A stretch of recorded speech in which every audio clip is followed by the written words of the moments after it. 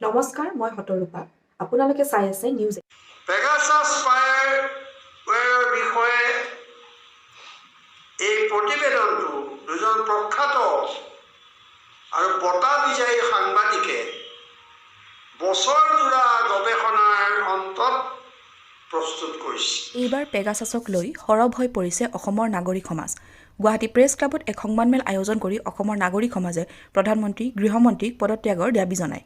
অসম নাগৰিক সমাজৰ সভাপতি অজিত কুমাৰ ভূঞা আৰু সাধাৰণ সম্পাদক পৰেশ মালাকাৰে কয় যে নিউয়ৰ্ক টাইমত ইজৰাইলী সংস্থাৰ NSOৰ বিষয়ে প্ৰকাশ কৰা প্ৰতিবেদন এটাই ভাৰত চৰকাৰৰ মুখা খুলি দিলে। নেতাদ্বয়ে কয় যে পেগাছাছ সম্পৰ্কে ভাৰতৰ উচ্চতম ন্যায়ালয়ত বিচাৰাধীন হৈ থকা এই অভিযোগটো নিউয়ৰ্ক টাইমছৰ প্ৰতিবেদনটোৱে সত্য প্ৰমাণিত হৈছে। সত্য উন্মোচিত হোৱাৰ ভয়ত সংসদত পেগাছাছ সন্দৰ্ভত প্ৰশ্ন উত্থাপন হ'বলৈ নিদিলে চৰকাৰে। ইয়াৰ অৰ্থ এয়ে যে চৰকাৰে নুই কৰিব পৰা নাই পেগাছাছ ব্যৱহাৰৰ কথা। চৰকাৰে নিজেই এই ঘটনাৰ লগত জড়িত থকা বাবেই তদন্ত ঘোষণাৰ সাহস কৰা নাই বুলি তেওঁলোকে মন্তব্য কৰে। প্ৰধানমন্ত্ৰী, মুখ্যমন্ত্ৰীয়ে 2+2=3 হয় বুলি ক'লেও ৰাইজে মানি ল'বলৈ বাধ্য।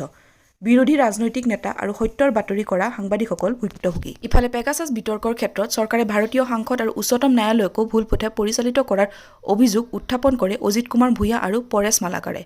বিজেপি চৰকাৰক গণতন্ত্ৰৰ প্ৰতি প্ৰচণ্ড ভাবুকি আখ্যা দি গণতান্ত্ৰিকভাৱে নিৰ্বাচিত চৰকাৰ এখনৰ দ্বাৰা ক্ষমতাৰ অপব্যৱহাৰ হোৱাৰ অভিযোগ কৰে নাগৰিক সমাজৰ সভাপতি তথা সাংসদ অজিত কুমাৰ ভূঞাই। তেওঁ লগতে কয় যে মৌলিক অধিকাৰসমূহ খৰ্ব কৰিছে চৰকাৰৰ কাৰ্যই। বিজেপি চৰকাৰৰ পেগাছাছ পৰিকল্পনা সুদূৰ প্ৰসাৰী আছিল, কিন্তু ঘটনাটো ধৰা পৰাতহে স্থগিত হ'ল। ভাৰতবৰ্ষত মোদী চৰকাৰৰ পূৰ্বে এনেধৰণৰ ভয়ংকৰ ঘটনা কেতিয়াও হোৱা নাছিল বুলি তেওঁ মন্তব্য কৰে। সংবিধান আৰু ঊৰ্ধত তুলি ধৰা মৌলিক অধিকাৰসমূহ চৰকাৰৰ কাৰ্যই খৰ্ব কৰিছে। ই আমাৰ সকলোৰে বাবে প্ৰশ্ন কৰা উচিত। তেওঁলোকে আমাৰ দেশখন কলৈ লৈ গৈ আছে? ইয়াৰ পিছতো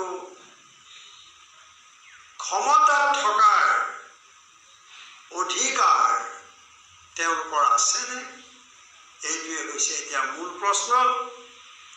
আৰু আমাৰ বিবৃতিটো ইমানেই, ইয়াত আমি স্বাক্ষৰ কৰিছোঁ অজিত কুমাৰ ভূঞা সভাপতি, প্ৰশান্ত ৰাজগুৰু উপসভাপতি, পৰেশ মালাকাৰ প্ৰধান সম্পাদক, অসম নাগৰিক সমাজ। স্বাধীনতা কৰ্মীৰ লগত সাক্ষাৎকাৰ লৈ এই প্ৰতিবেদনটি প্ৰস্তুত কৰিছিল।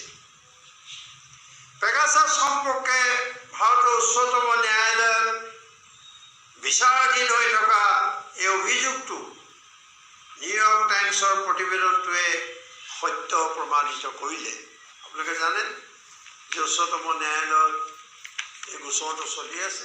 ন্যায়ালয়ক আৰু সংসদক এটা ভুল পথে পৰিচালিত কৰাৰ চেষ্টা কৰিছে। এইটো এটা ভয়ংকৰ কথা। ইয়াক নোহোৱা নুবুজা কথা। গণতান্ত্ৰিকভাৱে নিৰ্বাচিত চৰকাৰ এখনৰ দ্বাৰা ই দেশকৈ ক্ষমতাৰ অপব্যৱহাৰ, গণতন্ত্ৰ আৰু আইনৰ শাসনৰ সম্পূৰ্ণ পৰিপন্থী। পেগাছাছ বিতৰ্কৰ ক্ষেত্ৰত চৰকাৰে ভাৰতীয় সংসদ, মই ইতিমধ্যে কৈছোঁৱেই, উল্লেখ কৰিছোঁ, ভাৰতীয় সংসদ আৰু উচ্চতম ন্যায়ালয়কো ভুল পথে পৰিচালিত কৰিছে।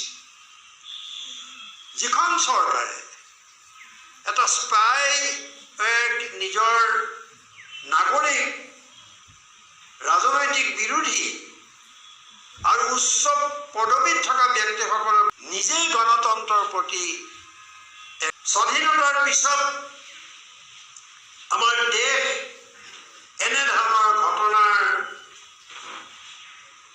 এইবাৰে প্ৰথম সন্মুখীন হৈছে। গোটেইখিনি কথা তেওঁলোকে কৰি তেওঁলোকৰ বিৰোধীক তেওঁলোকে সম্পূৰ্ণৰূপে দুৰ্বল কৰি দিয়াটোৱে হৈছে এওঁলোকৰ এই গোটেই ছফ্টৱেৰটোৰ মূল উদ্দেশ্য। চাই থকাৰ বাবে ধন্যবাদ। চাবলৈ নাপাহৰিব নিউজ 18।